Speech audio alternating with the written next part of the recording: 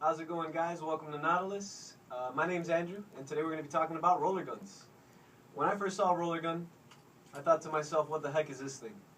Didn't quite understand it, didn't make much sense, but today we're going to talk about it and make it nice and clear. I always have people asking me, how do these things work? What's the benefit? What's the point? And honestly, I didn't know, and now I do. So I'm going to share that knowledge with you guys out there who don't know. Roller guns have been out for quite some time. It's nothing new. They tend to be trending back up. A lot of the manufacturers nowadays are going back to roller guns, and there's good reason for it. Right here I have a Blue Tech Lycan 110 roller, and I'll give you a run through on how a roller gun technically works. So, with a regular spear gun, you usually have a hole in the muzzle, or you have the screw type holes. Needless to say, let's say this was a standard 110. I got another band on here. What's going to happen is you're going to load that band, stretch it out. That's called your band stretch. When the gun shoots, the band's going to stretch up to this point right here. After this, it basically loses all its momentum, and from this point to this point, which is still part of the stock of the gun, the shaft is just going off its initial, off its own inertia that was created by the band. So with a roller gun, you actually get that stretch all the way to the tip of the muzzle. You'll notice this is where the band starts. At this point, and it's hooked up underneath the gun, runs underneath the stock, underneath the barrel, up to a line anchor, an anchor point basically. So all of a sudden, this gun goes from being a standard 110. If you add up all this space, you're technically getting a 140, 135, 140 centimeter gun. If it was about a 140, your gun would be about this tall, and then the bands would hang about maybe up to that point. So now you can see why in a smaller gun you're going to get a longer shot out of a roller gun. So that's one benefit that it does have. Also, the second benefit is that since you get straight pull all the way from the back of the loading points to the tip of the muzzle, you're getting a very, very nice straight shot due to the pull. The pull never changes. It goes all the way from point A to point B, nice and smooth and straight.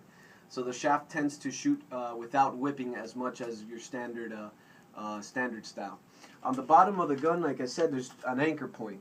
What makes it difficult by using one anchor point is the fact that you got to kind of squeeze your finger in here, and it's really hard, pain in the butt. So what a lot of manufacturers do, or what we like to do on some of our roller setups, is add a secondary anchor. So you pull off this anchor, hook it up on this guy here, then you can easily access that band through the top. You grab it, load it back wherever it is you need to load it. I'm not going to load it because obviously, as we said before, very dangerous, so I'm just going to pretend I did. Then you're going to flip the gun back around, and you have it loaded all the way on that back anchor. So you're going to have this back anchor and whichever tab you want to use, and that's point A to point B, and that's going to be how you load your roller gun. What you also want to make, another benefit to roller guns is that you're adding a lot more mass underneath the stock. So roller guns, people tend to say that don't shoot with much recoil. If you wonder why, well, think about it this way. You're adding a lot more density to the bottom of the stock, so when you shoot the gun, it absorbs that recoil. The mass from the shaft with the pull from the band causes kick, but if you have enough ballasting in it, then you won't feel that kick. That's why these roller guns shoot without much recoil. Like in handguns or any kind of weapon, the less recoil you have, the more accurate your shot's going to be. There's going to be less twitch and less movement. Blue Tech, what they did, they put a secondary band on this, because the one thing that I'll be honest about roller guns, the only negative con thing is probably how long it takes to load. I mean, you probably can get used to it and you can load it up pretty quick. But you know, it's the reason Blue Tech kind of put this second band, and you can do it with your own setups, is that if you're in a hurry and you got a big school of fish down there, you know, you just shot your fish, you're like, crap, man, I don't want to go through this whole, I gotta put the anchor here, load it there. You just grab this band, pull it back like a regular gun, go down, make your drop, shoot the fish, and you're good to go. So that's kind of the reason they did it. Also, if you want to get a little bit more oomph out of it, you can load the secondary band on top of the roller band, but you don't really need to. So all of a sudden, This 110 has become a 135, 140 centimeter gun, meaning it shoots as far as a 130 or 140 centimeter gun.